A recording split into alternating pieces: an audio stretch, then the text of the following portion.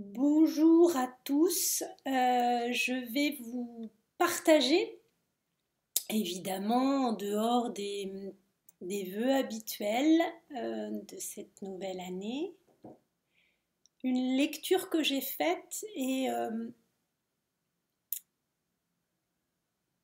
qui pourrait constituer ce que je vous souhaite à tous. J'ai, sur les conseils de quelqu'un, d'un ami,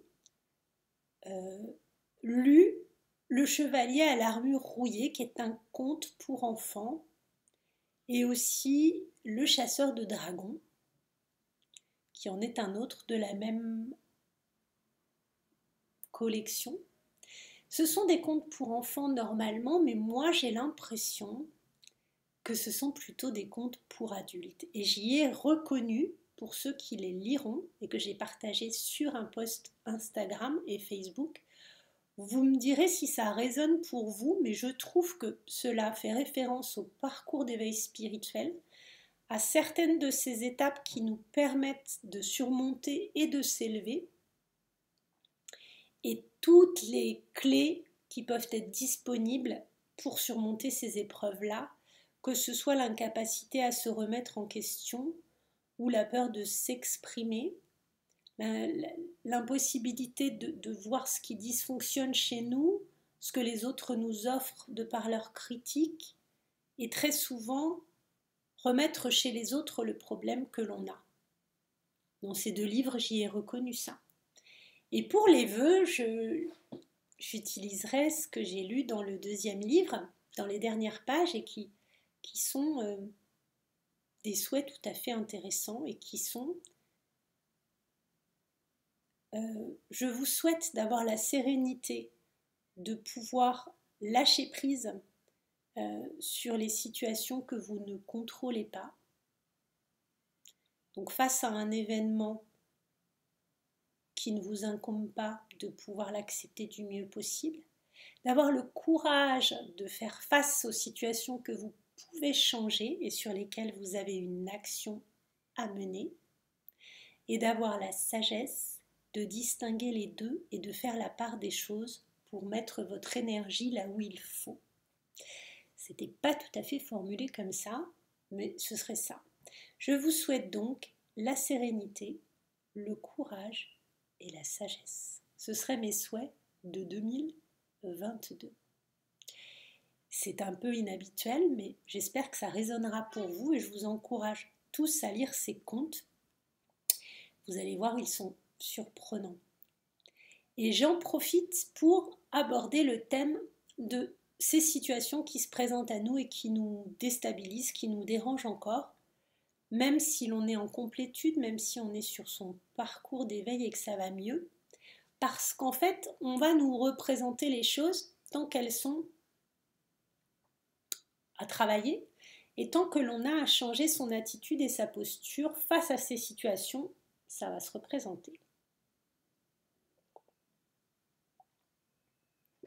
Pardon pour le café que je n'avais pas eu le temps de boire. Donc, ces situations qui se représentent à vous, eh bien, sachez y voir la chance de vous adapter par une toute nouvelle posture qui va vous permettre de désamorcer les choses et de ne plus être la victime de ces situations, de ne plus vous enfermer dans les sentiments d'ego blessé que cela crée en vous-même, puisque la faille est en vous.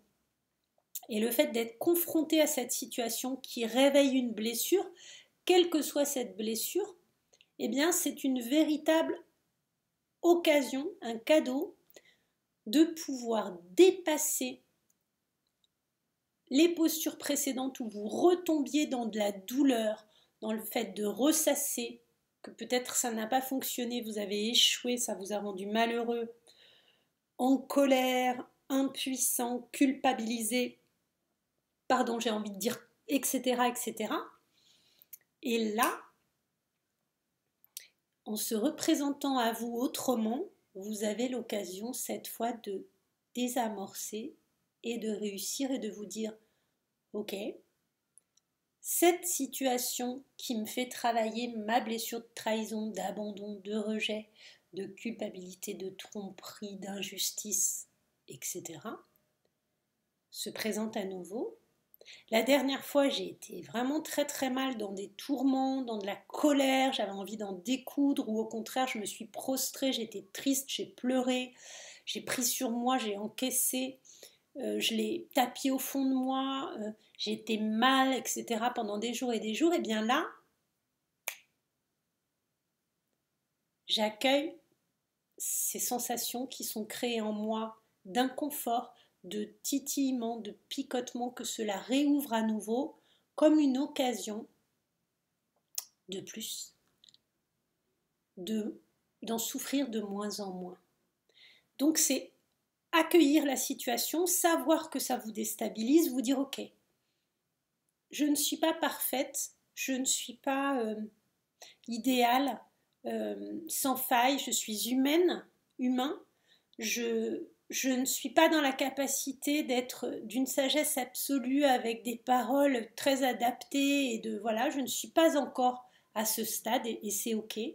J'accueille ce que cela crée comme désordre en moi, ces sensations, ces sentiments que cela fait naître d'inconfort en me disant qu'ils vont passer le plus rapidement possible sans que je m'y attache comme des nuages dans le ciel. Ils passent et ne resteront pas, c'est l'impermanence des choses. Aujourd'hui, je ne suis pas bien. Je repense à tout ça, cela soulève en moi à nouveau tous ces sujets d'inconfort, mais ça va aller. Je m'en remets à l'univers, au grand tout, au plan supérieur, à mes guides, à mes anges gardiens, à mes guides de lumière, pour me venir en aide sur ces sujets qui sont difficiles pour moi et dont j'ai conscience, j'ai aussi confiance, parce que je m'améliore de plus en plus face à ces situations, je sais de plus en plus désamorcer la blessure profonde que cela a pu créer en moi parce que j'avais cet ego blessé face à ces situations et un jour, je le sais, je retrouverai cette neutralité par rapport à cette même situation parce que j'aurai dépassé les choses. Les situations se présenteront toujours. Comme je vous l'ai dit, dans beaucoup de capsules, on est exposé et on sera toujours exposé à des situations qui nous déplaisent, qui nous déstabilisent et qui nous fragilisent pour justement revenir sur nos failles les plus profondes et qui sont égotiques, qui sont liées à des vécus, des traumatismes et qui réveillent chez nous des peurs et on n'a pas tous les mêmes. Mais ces situations qui se représenteront sans cesse, de jour en jour, en y étant confronté, cela s'apaise de plus en plus, comme une sorte d'antivenin, en prenant un tout petit peu, petit à petit, comme de l'homéopathie, on va vers un chemin où un jour on est désensibilisé. J'espère que vous me suivez bien puisque c'est très important. Au lieu de les prendre comme des attaques à nouveau, encore et en ayant marre, ras-le-bol, en étant épuisé, en colère, survolté, ulcéré hors de vous, accueillez la chance de modifier la perception qui est la vôtre et rien que la vôtre parce que la personne d'à côté n'a pas la même réaction devant cette situation. Sa blessure n'est pas la même, ses faiblesses ou son problème sont déplacés, chaque cas est unique. Donc apprenez à vous connaître, apprenez à désamorcer, à accueillir et à lâcher prise. Ce mot est très galvaudé parce qu'on l'entend beaucoup, ça semble être la clé de plein de choses et c'est le cas. Mais tant que vous ne pouvez pas vous en remettre à l'univers, faire confiance avec une foi totale en disant j'ai fait de mon mieux, j'ai accueilli ce qui se passait en moi, je ne suis pas parfaite, donc ça se fait de cette façon et ce n'est pas facile, mais c'est un peu moins difficile aujourd'hui et ça le sera encore demain ou après-demain. Et je sais que tout s'améliorera et que je parviendrai à surmonter cette fragilité qui est la mienne et qui n'est que la mienne. et que c'est un prisme égotique, c'est ma perception, c'est une illusion, ce n'est pas la réalité. Mon voisin n'a pas peur des araignées, il a d'autres choses, mais en tout cas, ça ne lui fait pas du tout le même effet. Et quand une araignée se pointe, il n'est pas en inconfort comme moi si c'est mon cas d'en avoir peur, etc. Donc, sachez apprécier de cette façon, remercier, et dites-vous, ça passe. Ça passe de plus en plus rapidement avec le moins de dommages collatéraux au fur et à mesure que vous êtes confronté à la situation, et merci. Et en ce moment, dans toutes ces vagues de nouvelles lunes, pleines lunes, depuis plusieurs semaines et même mois, où l'on travaille de manière très puissante de changer d'attitude, de désamorcer nos schémas égotiques récurrents et inadaptés, erronés, dysfonctionnels, c'est mettre le doigt sur ce qui cloche encore. Pour certains, c'est peut-être la perception, pour d'autres, le déni, pour l'autre, c'est très narcissique, d'autres encore, c'est d'être dans une forme de contrôle de tout, des choses, de soi, de son poids, des situations. Pour certains, ce sont des dysfonctionnements liés à des mauvaises habitudes qui peuvent être alimentaires, addictives, asservissantes, etc. Que vous puissiez ou non identifier sur quoi ça se cristallise, dites-vous que lorsque ça chahute beaucoup comme en ce moment, on revient tous à nos comportements dysfonctionnels initiaux, même si on les a travaillés. Et que c'est ok. Parce qu'en fait, en nous ramenant à ce qui ne marche pas bien, on s'améliore forcément. Donc, voyez-y l'opportunité, la chance de retravailler là-dessus. La prochaine lune, le 18 janvier, est une pleine lune et je pense qu'on clôturera à nouveau des choses complexes, alors que là, on vient d'ouvrir une nouvelle page de comment on va faire avec cette lune de début janvier. Toutes les lunes qui vont suivre vont être assez intenses, jusqu'au printemps au moins, et même sur l'année, puisque 2022 est une année clé en termes d'élévation vibratoire et de la résonance de Schumann plus globalement sur la Terre et des humains, puisque tout le monde est amené à s'élever et qu'on y participe tous à nos manières. Donc, sachez que ces énergies très complexes, relativement lourdes, certains les conscientisent, les ressentent et d'autres moins, mais on travaille tous, on s'améliore tous, on progresse tous.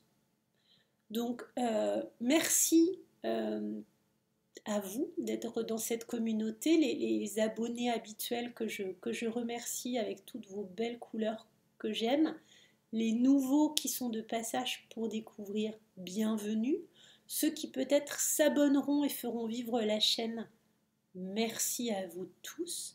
N'hésitez pas à me faire un mail sur coloriel de COLORIELLE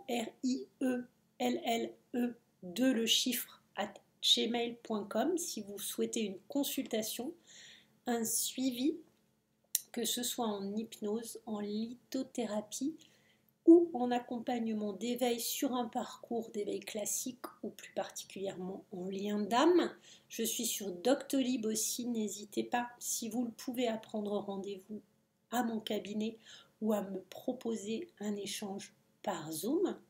Je renforce à nouveau ces consultations et j'ai très envie de mettre en place une séance par Zoom d'échange avec un petit nombre de personnes, peut-être 4-5 personnes, sur effectivement ces derniers blocages et ce qui peut nous challenger en période de fin de parcours pour le premier réveillé qui se dit que l'autre va vers son éveil aussi. Sur quoi peut-il travailler lorsqu'il est conscient, lorsqu'il est la première polarité éveillée au lien? Je vais vous proposer probablement une session de cet ordre qui sera commune à plusieurs personnes et par Zoom et qui du coup restera plus accessible qu'une consultation personnelle. N'hésitez pas à me dire si cette formule peut vous intéresser, on pourrait mettre ça en place pour la fin du mois. et je serais ravie de l'animer avec vous en questions-réponses et en échange. J'avais très envie que quelqu'un d'une polarité yin un peu différente de la mienne puisse participer également, mais je vais voir si ça se présente ou pas, sinon je m'occuperai de la séance puisqu'en compensation j'ai travaillé un peu les deux parties, mais je me sens quand même un peu moins sachante du côté des yin, même si je m'améliore de jour en jour. Donc n'hésitez pas à me mettre des petits commentaires sur ce sujet. Je vous embrasse tous très fort. Je vous souhaite une très belle année à nouveau. Et je vous dis à très bientôt mes belles âmes, mes belles flammes lumineuses.